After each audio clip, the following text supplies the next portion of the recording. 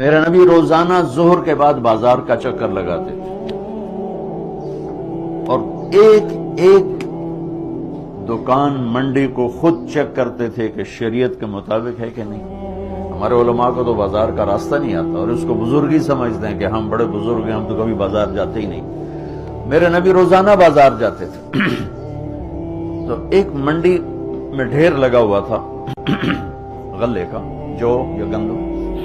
بارش ہوئی تھی لیکن وہ خشک تھا، تو آپ نے اندر ہاتھ ڈال کے نا نکالا تو اندر سے گیلا۔ آپ نے کہا یہ کیا کیا؟ کہ یا رسول اللہ بارش آئی تھی تو وہ گیلا ہو گیا تھا تو کوئی لیتا نہیں، تو میں نے گیلا اندر کر دیا اور خشک اوپر کر دیا۔